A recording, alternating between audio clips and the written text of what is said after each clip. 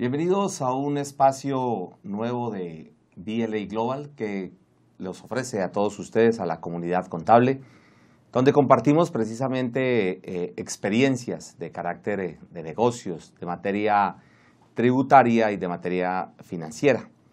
En este caso vamos a tocar nuevamente un tema de carácter tributario, donde vamos a tratar de empezar a desglosar una temática que no deja de ser controversial, un poco, digamos que compleja en su interpretación. Y para ello nos acompaña nuevamente el doctor Rey, quien muy amablemente nos ha venido compartiendo toda su experiencia. Doctor Rey, bienvenido nuevamente a este espacio. Muchas gracias, doctor Edmundo, por esta nueva oportunidad que me brinda. Bueno, no señor. A usted por compartirnos, como siempre se lo he manifestado, esa experiencia suya en materia litigante que tanto hace falta para nutrir el conocimiento. Porque una cosa es cuando uno le da lectura a los artículos y otra cosa cuando uno ha vivido los artículos, que es una situación totalmente diferente. Doctor Rey, ¿cómo analizamos la temática de no enviar información? ¿Cuál es el alcance de esa información? Porque a algunos parece que solamente le damos un alcance de información exógena, pero usted muy amablemente nos ha compartido de que el alcance es mucho mayor. ¿Qué significa no enviar información? Sí, señor. Digamos que la principal herramienta que tiene la Administración de Impuestos y los entes territoriales es la información exógena. Este es un medio de prueba que tiene el Estado, que es una prueba testimonial de acuerdo con el artículo 750 del Estatuto Tributario.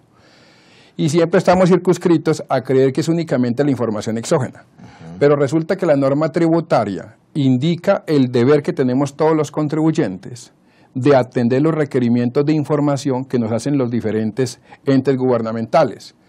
En materia tributaria, pues la Administración de Impuestos para Tributos Nacionales, y en materia territorial, pues las Secretarías de Hacienda, tanto municipales como departamentales, que nos pueden pedir información diferente a la información exógena, que como usted lo decía, estamos circunscritos y en nuestra mente tenemos que esa es la única sanción que puede imponer el Estado por no enviar información, lo cual no es cierto. Incluso solamente la información exógena que solicita la Administración de Impuestos Nacionales, pero ya usted ya le está dando que no solamente la de carácter nacional, sino la de carácter municipal y departamental. Claro, porque todos los entes municipales en Colombia, sobre todo los grandes municipios y los intermedios, también exigen presentación de la información exógena, con unos parámetros específicos.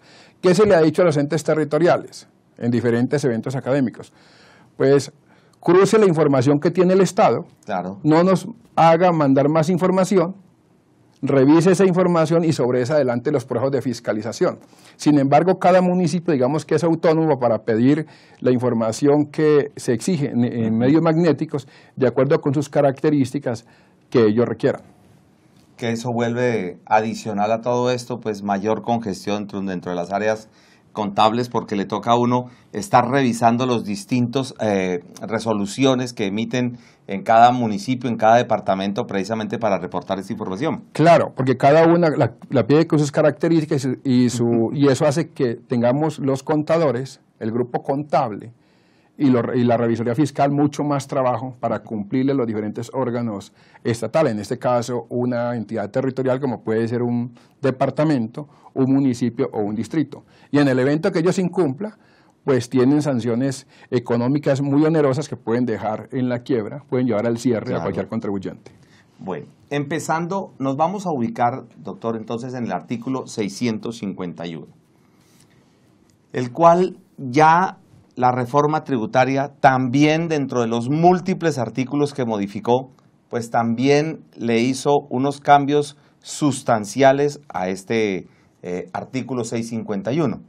¿Por qué no empezamos a analizar progresivamente esos cambios que realizó la reforma tributaria. Sí, señor. El artículo 289 de la ley 1819 modificó el artículo 651 del Estatuto Tributario.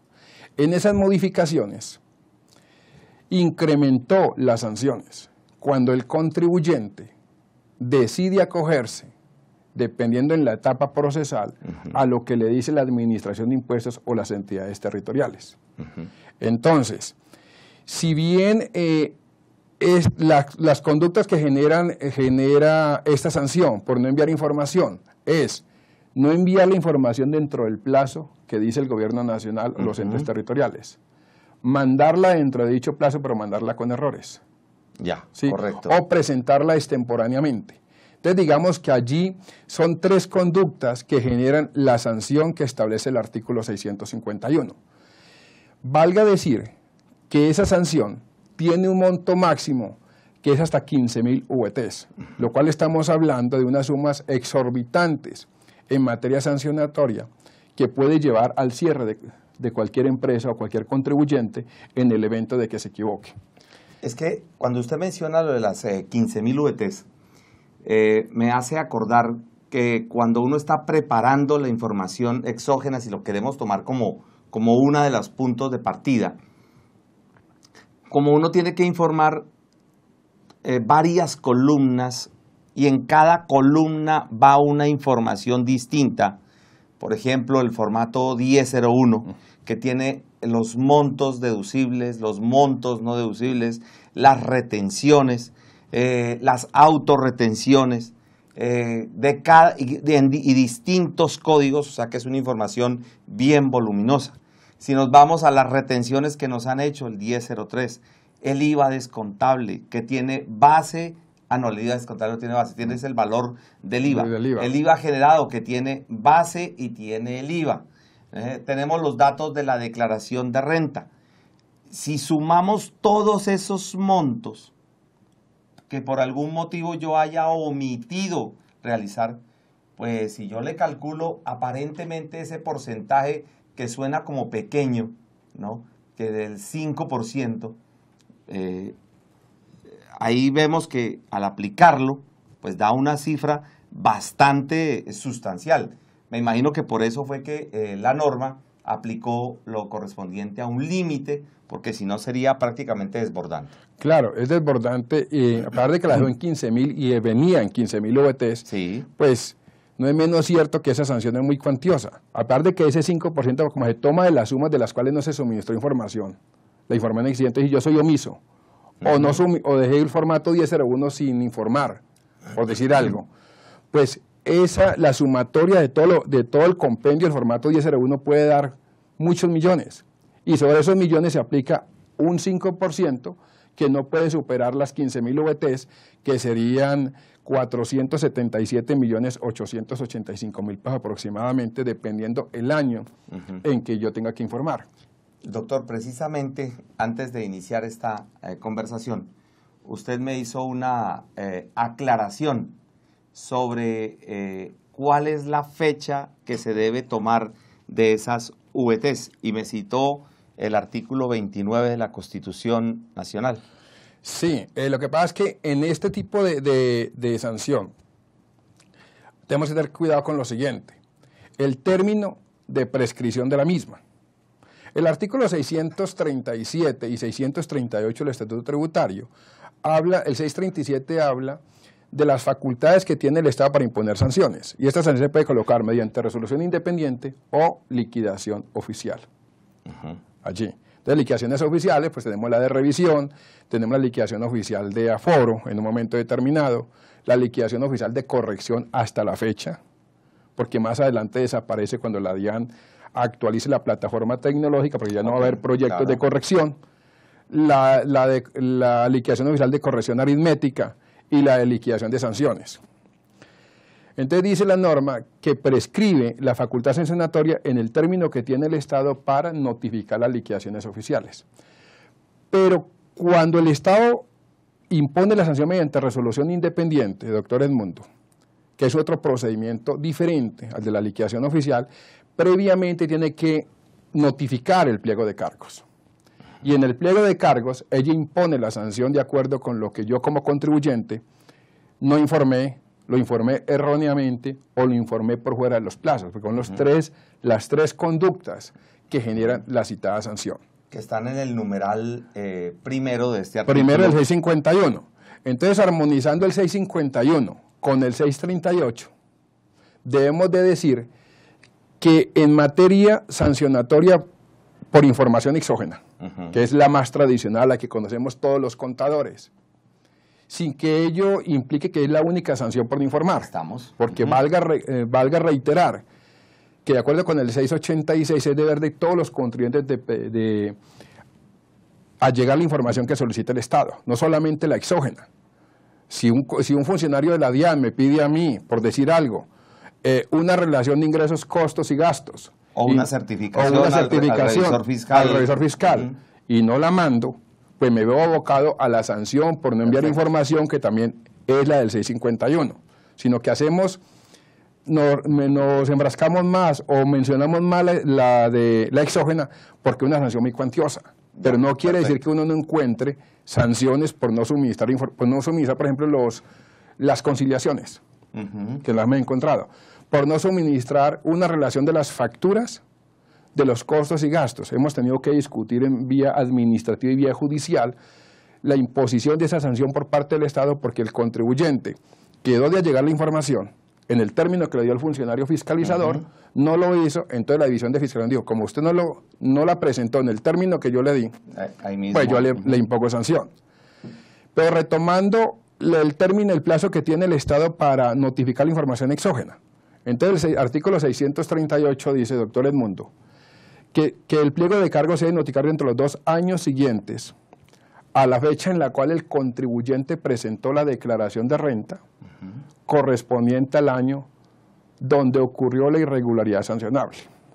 Eso nos lleva que el plazo que tiene el Estado para ello son aproximadamente 3 años.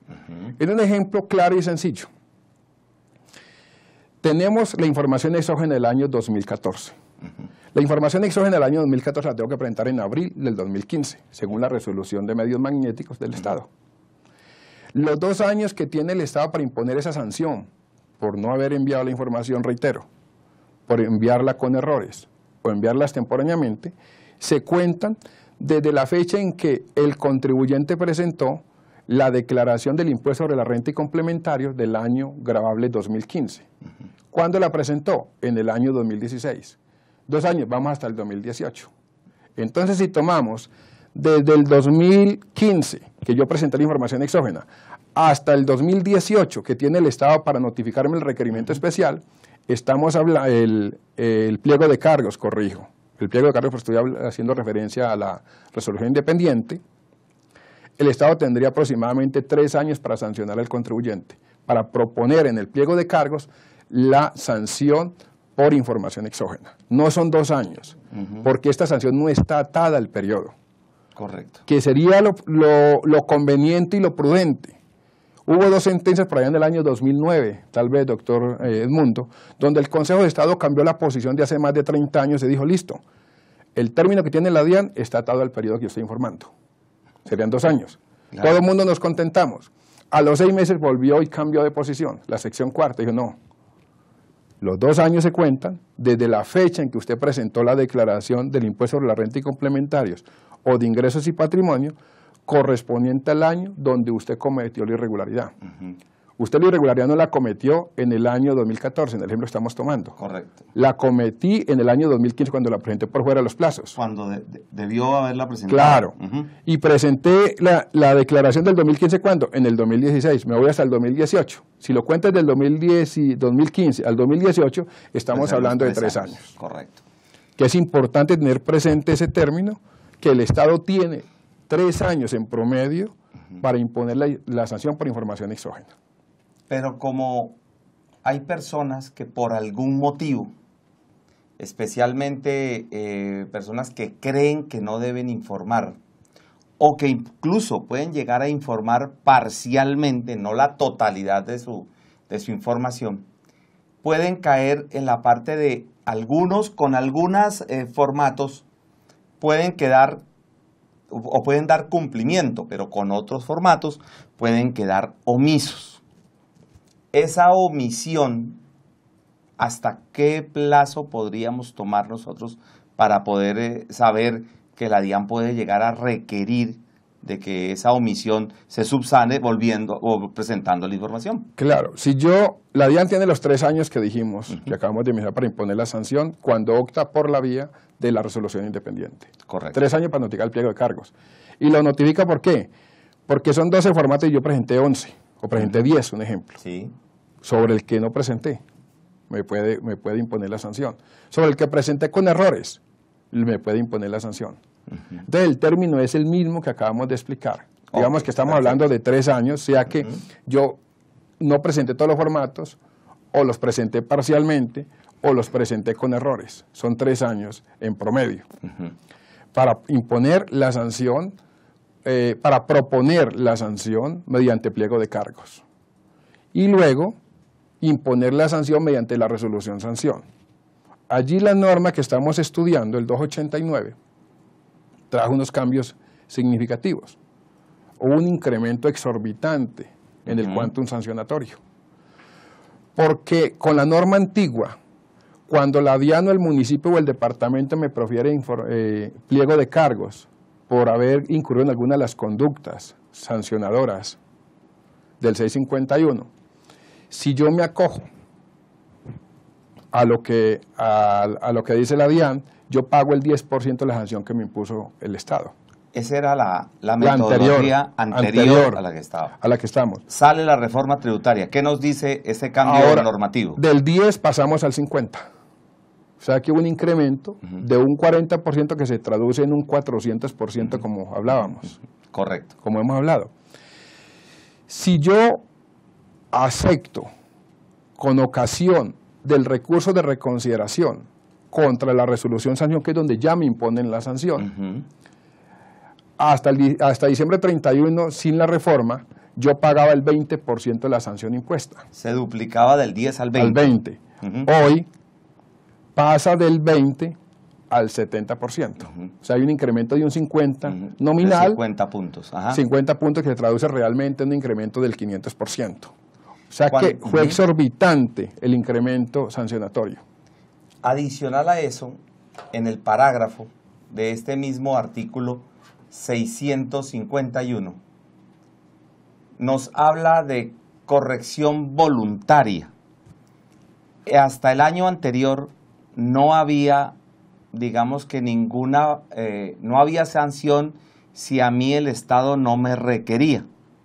Pero ahora, como de todas maneras el Estado me puede requerir, me está dando como una pequeño margen, como usted mismo lo manifiesta, como los porcentajes se incrementaron, le está dando la opción al contribuyente que si subsana voluntariamente esa omisión antes de que empiece la labor sancionatoria, entonces pueda llegar a ser de un 20%. ¿Cómo opera ese 20%? Sí, el parágrafo, como usted bien lo indica, doctor Edmundo, trajo una condición, que si yo como contribuyente corrijo de manera voluntaria la información exógena, antes de que el Estado me notifique mi pliego de cargos, o sea, cuando el Estado opta por imponer sanción a través de resolución independiente, que es el primer camino. Eso incluye un aviso persuasivo. Claro, incluye, el pliego de cargos es un acto administrativo de trámite en el cual el Estado me propone a mí una sanción por no haber informado. Entonces, para poder aprovechar esa gabela que trajo el parágrafo, yo contribuyente tengo que corregir antes de que la DIAN me notifique el pliego de cargos, donde me propone la sanción. Entonces, si yo lo corrijo de manera voluntaria, yo contribuyente tengo la posibilidad de pagar únicamente el 20% de la suma que se origine, de la sanción que resulte de haber aplicado el numeral primero del artículo 651, que son hasta un 5% de la suma respecto a los cuales se suministró la información, un 4 o un 3%. Liquido esa sanción y a eso le aplico el 20% y pago. Pero reitero, siempre y cuando el Estado no me haya notificado pliego de cargos. O sea, que tiene que ser previo a cualquier acto administrativo que emita la Administración de Impuestos. Claro. Y allí hay sanción. Allí hay sanción. No hay sanción cuando yo contribuyente corrige antes del vencimiento del plazo para informar. Okay. Entonces, yo, no, me explico, tenía que presentar la información exógena en abril. El 12 de abril del año 2017, por decir algo. Yo muy acucioso la presenté en marzo, comenzando marzo. Me doy cuenta que cometí algún error y la corrijo antes del 12 o inclusivemente el 12. ¿Sí? El 11, la corrijo el 11 para evitar cualquier suspicacia con la DIAN de interpretación, porque la norma dice antes del vencimiento. Y antes del vencimiento es el 11. No es el vencimiento. No es el vencimiento, sí, claro. El 12, lo que estamos, el ejemplo estamos hablando, sería el 11. Entonces la corrijo el 11, yo allí no liquidaría ningún tipo de sanción. Correcto. Que esto es lo mismo, como lo hablamos en las charlas pasadas, con la famosa sanción por corrección de las declaraciones tributarias. Correcto. Que cuando lo hago antes del vencimiento, no liquido sanción por corrección. Entonces aquí, corrijo la información exógena antes del vencimiento, no hay lugar a la sanción que establece el 651. Pero si lo hago a posteriori del vencimiento, hay sanción. Hay sanción y ahí está la sanción del parágrafo del artículo 651, que aplicaría para exógenas ¿de qué? Del año 2017, año grabable 2017, presentamos en el 2018. Correcto. Porque valga mencionar que la Administración de Impuestos, en el del principio de constitucional de legalidad, ¿sí? Donde nadie puede ser sancionado sino conforme a la ley preexistente, al acto que se le imputa, con observancia y plenitud de todas las garantías y derechos procesales, como lo dice el inciso segundo del artículo 29 superior. Para el programa de fiscalización en esta materia, periodo grabable 2016 y anteriores, se aplica el procedimiento antiguo. Okay. La DIAN, por ejemplo, está fiscalizando en este momento periodo grabable 2014. 2014. Supongamos que le llega a un contribuyente, o mejor, el contribuyente quiere subsanar una omisión del año 2015. 2015 la presentó en el 2016. Ajá. No, no lo ha presentado. No la ha presentado. La iría a presentar ahora en el 2017. En el 2017. Entonces no acudiría a este 651. Porque cuando estaba vigente la obligación, no había la sanción. La sanción. Por corrección. Por corrección. Por corrección. Claro, entonces ahí no podría aplicar ese tema. Pero si nos retrajemos un poquito y tomamos sanción información exógena del 2014, la presento en el 2015 y la corrijo, ahí no aplicaría, como usted lo dijo, tampoco. El parágrafo. ¿Por qué? Porque esta norma no estaba en ese momento. Okay. Entonces, toda corrección de la información exógena del año 2016 y anteriores puede ser objeto de sanción por parte del Estado. Es que yo creo, perdón que lo interrumpa, doctor Rey, que algunos, llamémoslos conferencistas, tributaristas, han recomendado, no he compartido esa recomendación, que la persona al menos informe algo y si de pronto no era esa la información, después corrija. Porque como no existía la sanción, entonces pues usted podía hacerlo, digamos, de alguna u otra manera, podía tener esa pequeña puertica que le permitía la norma. Pero ahora, bajo este parágrafo del artículo 651, pues yo creo que se cierra esa puerta y si yo no informé todo, o lo informé errado, o no lo informé, pues entonces caería de todas maneras en esta sanción, o al menos estaría pensando eso. Claro, entonces eso es muy cierto lo que usted está diciendo, doctor Edmundo. A veces se presente algo y luego la corrige, listo. De todas formas, hasta el 2016, la sanción no la liquida el contribuyente en las correcciones. Siempre tenía que ser por parte del Estado. Por parte del Estado. Entonces yo corrijo el medio magnético del 2014, digamos lo corrijo ahorita en el 2017, no liquido sanción, espero que el Estado actúe, de acuerdo, en la potestad que le dice el 638, y me puede ver abocado a una sanción que para ello tiene 3 años, como lo explicamos. Correcto. Pero si estamos corrigiendo la información exógena del 2017, que presento en el 2018, haciendo pues aquí académicamente el ejercicio, ahí sí tendríamos que aplicar el parágrafo que trae el 651, que es algo nuevo, que no estaba en el procedimiento viejo, ¿sí? Que en el procedimiento antiguo. O sea que cualquier situación que yo cometí sobre la información exógena que estaba vigente o la del 2016 que presenté en el año 2017, esa se regiría por la antigua normatividad. Claro, por la antigua normatividad. O sea, incluida la del 2016. O sea, 2016 y anteriores. Y anteriores. Como se manifiesta. ¿Por qué? Porque valga recordar lo que ha dicho el Consejo de Estado y la Corte Constitucional. El régimen sancionatorio en materia tributaria en Colombia, aunque esté en el libro quinto, doctor Edmundo y colegas, no es una norma de procedimiento, son normas sustantivas. Okay. Y son normas sustantivas porque están amarradas al tributo, porque su creación depende del legislador, lo dijo el Consejo de Estado en uno de los tantos fallos que ha proferido donde ha mirado el tema, de acuerdo con el principio de legalidad. Entonces, el gobierno nacional no puede crear en su facultad reglamentaria, su potestad reglamentaria que dice el artículo 189 superior, no puede crear sanciones. Las puede desarrollar si están previamente creadas en la ley. Por eso en materia municipal o territorial, los alcaldes no podrían, mediante decretos o acuerdos o resoluciones, mediante una resolución o un decreto, crear una sanción tributaria.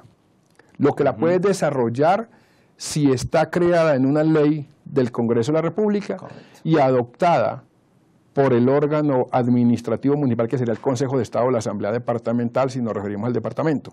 Pero no la puede crear autónomamente, porque la creación del régimen sancionatorio es una facultad privativa del Congreso de la República.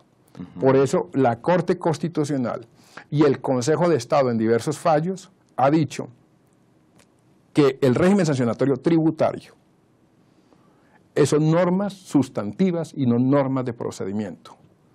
Entonces, aunado a ello, en armonía con el 338 superior, pues todo cambio que se le haga, esto no es un tributo, pero haciendo como una analogía, todo cambio que se le haga a un impuesto de periodo aplicará a partir del periodo grabable siguiente.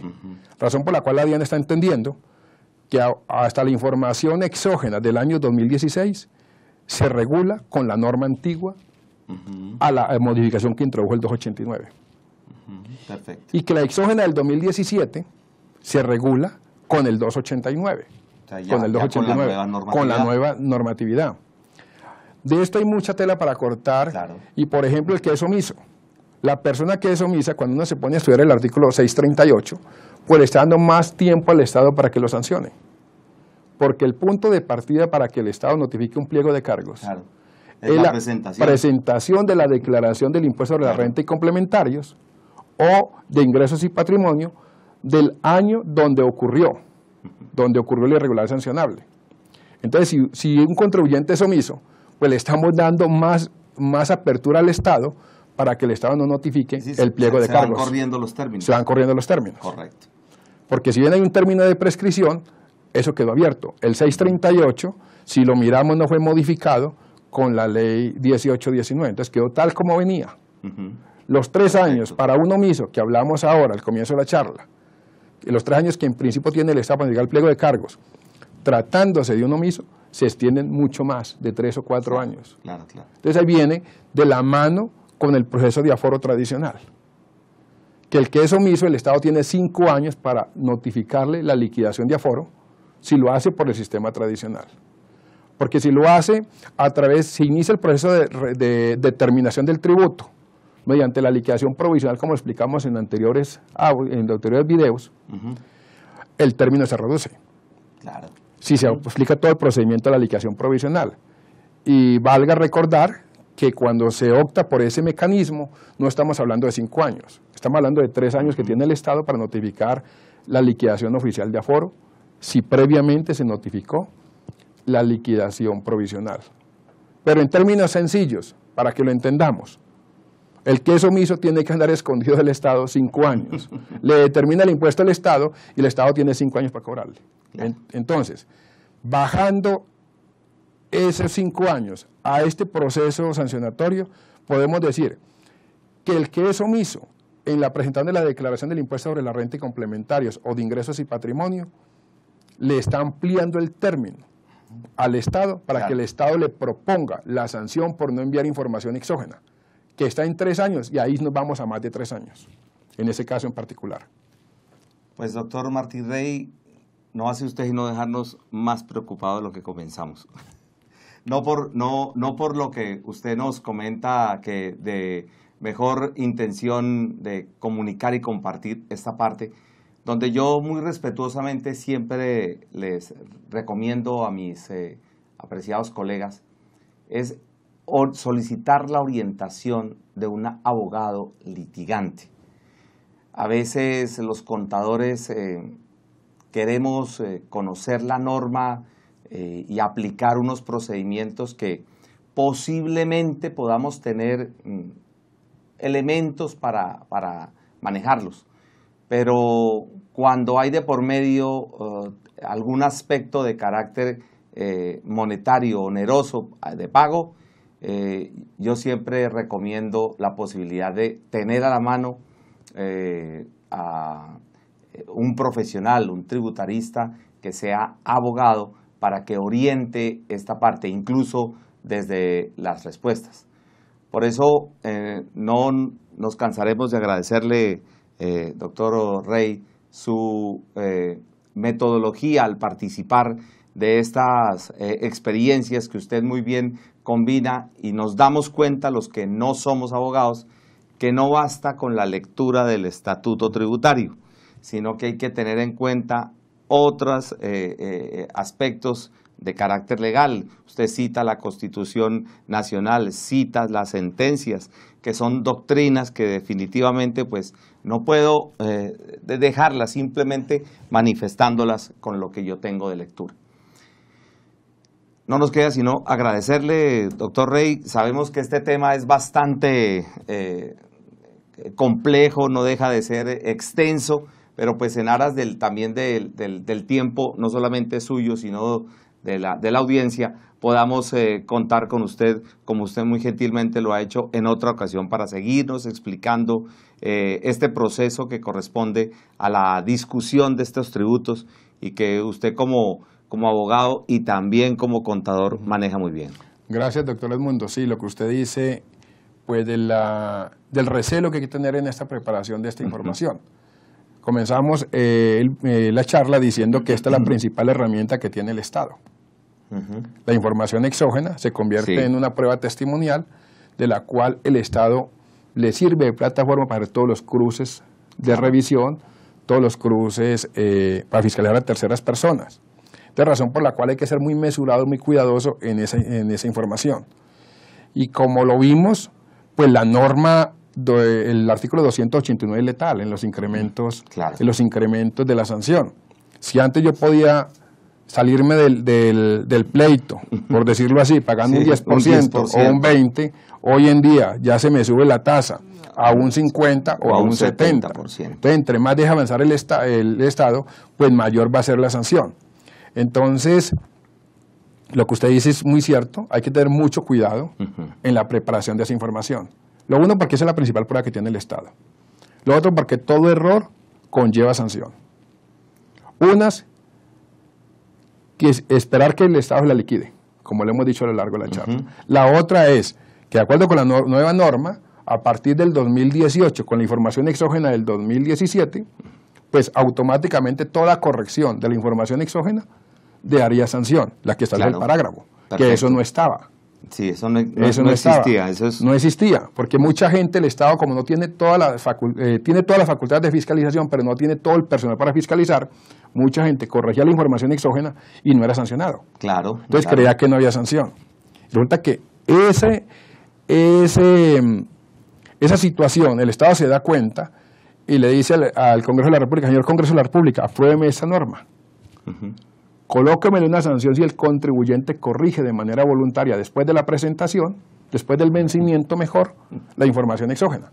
Entonces, de entrada, usted ya está marcando un taxímetro de un 20% de la sanción que le origine cualquiera de las conductas que establece la misma norma, mi doctor. O sea, el primer banderazo que usted tiene ya es el 20% de la información que está usted presentando.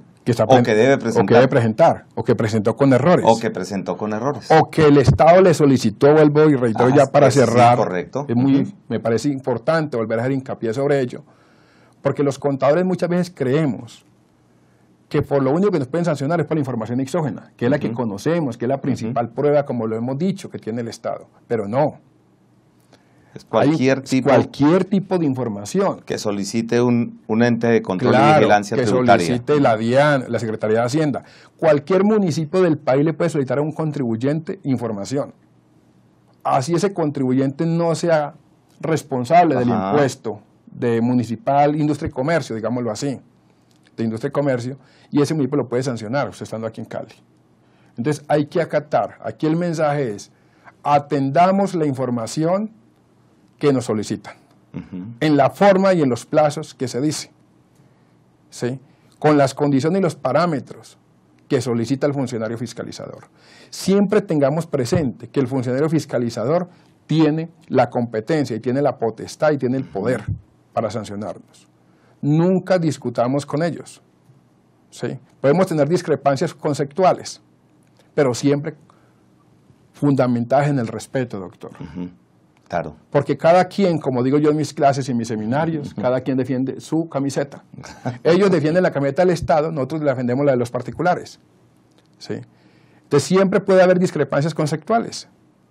Somos humanos, cada uno interpreta la ley como quiere o como cree entenderla, no como quiere mejor, sino como cree entenderla.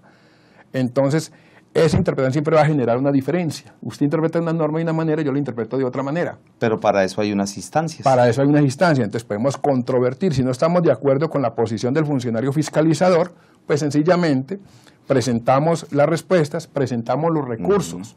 Aquí hay lugar, dentro del proceso de discusión, discutimos, agotamos la vía administrativa.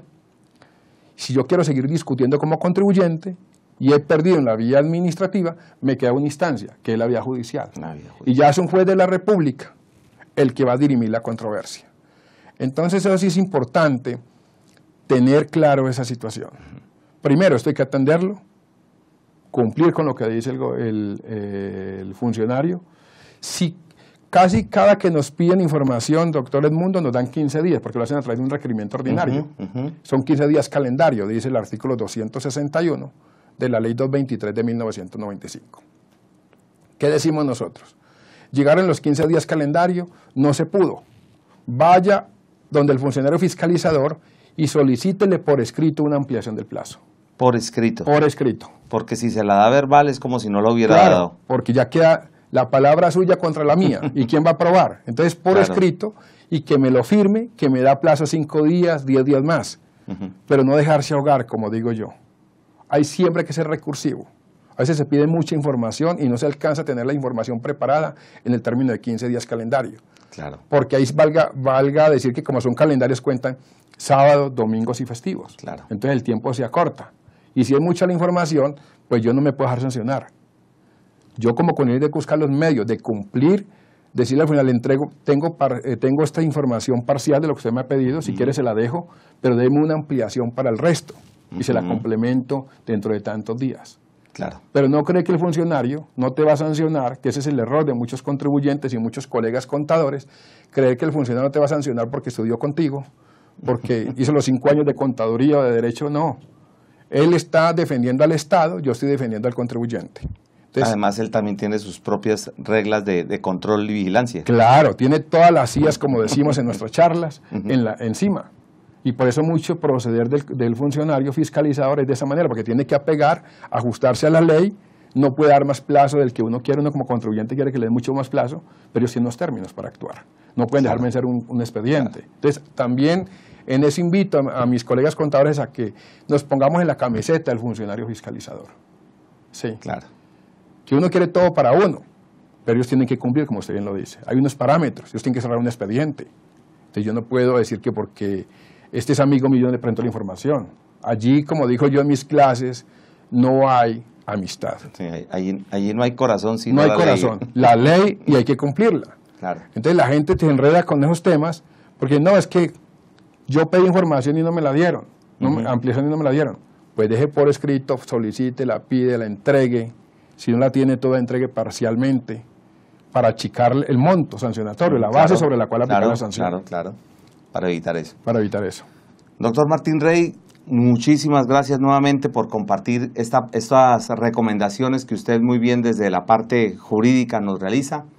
A todos ustedes habernos dispensado este espacio y esperándolos a todos ustedes en una nueva ocasión, y a usted, doctor Rey, que nos siga compartiendo sus conocimientos. A usted, doctor Edmundo, muchas gracias a Dios por esta oportunidad tan linda que me brinda, y para mí un orgullo y una satisfacción, como siempre lo he dicho, estar aquí, compartir con usted, aprender, visitar su hermosa empresa. Muchas gracias. Que es una dicha poder estar e interactuar y compartir esto con los colegas, que seguramente les va a servir mucho. Como usted bien lo dice, este es un tema de todos los días. Claro. La información exógena es un tema de todos los días, de nunca acabar, y gracias a usted por esta oportunidad. No, señor. A todos ustedes, muchísimas gracias y los esperamos aquí en una próxima ocasión. Muchas gracias.